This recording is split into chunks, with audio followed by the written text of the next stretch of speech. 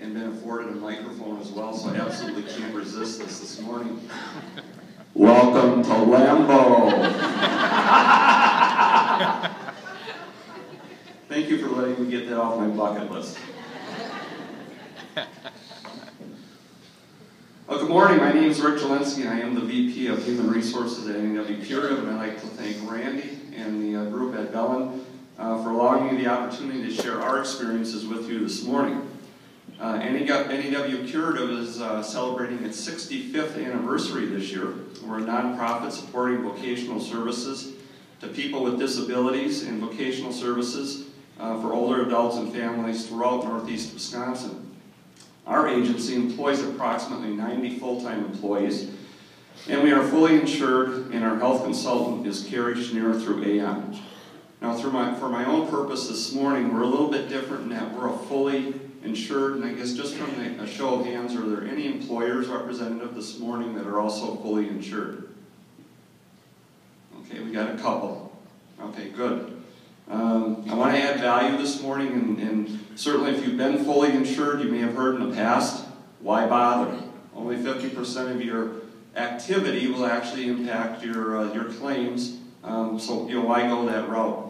Well, at N.E.W. Curative, I can tell you that we do it simply because we embrace wellness, because it's the right thing to do for our employees, and we know that it's going to actually reduce our cost.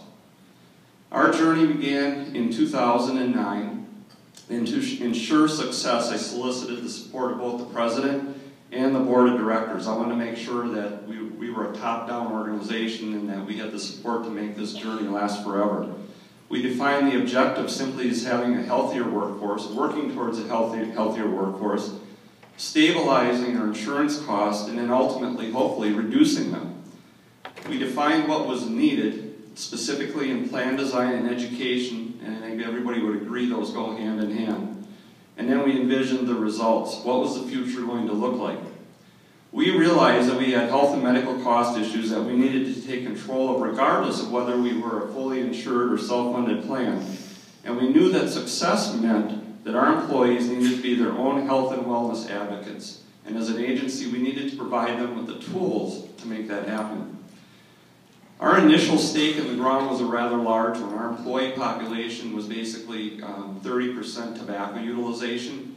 So 1 year to the day before we went tobacco-free, that first stake was pounded in the ground, and we then moved along providing tobacco cessation to our employee population over the next 12 months.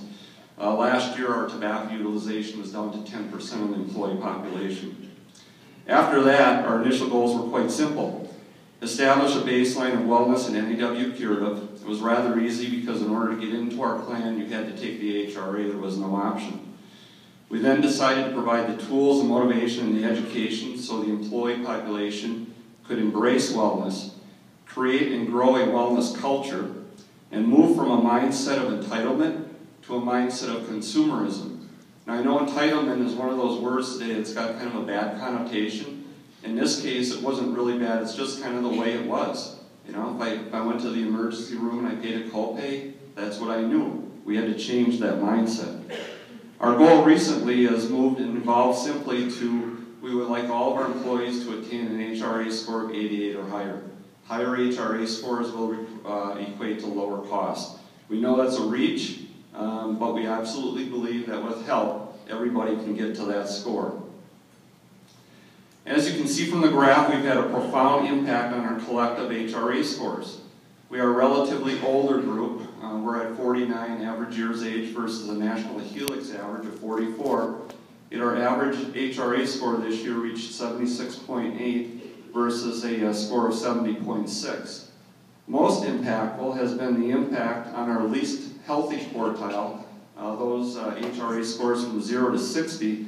In 2010, we're almost 30% of the population. That's now been reduced to 18.5. And conversely, our healthiest population, which is in 71 to 100 HRA scores, has moved from 53.7% up to 61. These are significant trends. I think you'd agree with that over a very short period of time. And all that looks good on paper and on graphs, but did it in fact have an impact on our cost? Prior to 2009, the agency had experienced several years of double-digit increases. In 2012, we reversed that trend with an increase of a plus 4%. And in 2013, our renewal came in at a -3. Really, a -3. I've been doing this for 25 years. I've never had a fully insured plan offer a reduction. It's the first time in my career that I went to a benefits meeting and people applauded. It was a good feeling. You know, but here's the real deal. And this is real life. We belong to an organization in Wisconsin called RFW. It's a symposium of nonprofits just like us, many of them being fully insured. Their increases this year experienced through those organizations, the best one was a 7% increase. The highest was 40. I have to tell you that if N.E.W. Curative had a 40% increase, it would be catastrophic. I don't know where we'd come up with another $250,000 for health care. So is this the right thing to do? Absolutely. Our employees now ask about getting the right care at the right time, the right location, and the right price.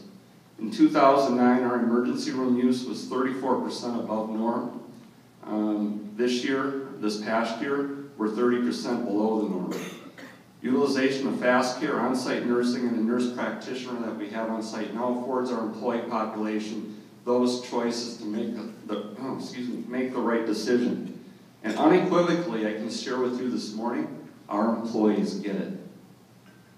There's also a larger alignment with our personal care providers, providing employees the option to take ownership and manage their health, and our health culture has changed. Now, I'm not so naive to tell you that there isn't still negative comments in the hallways about rates, about coverage, about deductibles, but I can tell you today that most of the discussions are centering around what their HRA score is. Who's competing against, I mean, there's actually groups of people competing to say who's going to get a better HRA score, who's going to win. How are we going to reduce costs? Where do you buy your prescriptions? When and where do you get colonoscopies? I have a story of a lady who absolutely gets it. Her daughter had to have an MRI done. She did her homework. She sourced the local area. She decided to take a half day of PTO and take her daughter out of school and trek down to Milwaukee because she could save $600 on her MRI. She absolutely gets it. We offer tools on site at N.E.W. Curative, including a nurse practitioner, 2 hours per week. We have on-site nursing 4 hours per week. Nurse Natalie also acts as our wellness coach, and anybody that's in a score in that lowest quartile between 0 and 60 is required to meet with Natalie and engage on a quarterly basis. We just introduced Works on Wellness. We had 10 employees in our first session last fall, and we now have 16 people that have just signed up, myself being one of them, and I can test that the program works because I have muscles that obviously haven't been awoke for the last 60 years.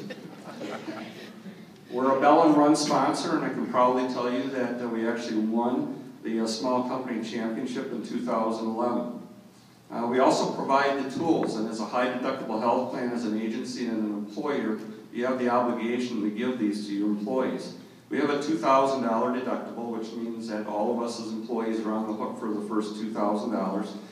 We seed the HSA accounts $200 and $100 per quarter, depending on the coverage type.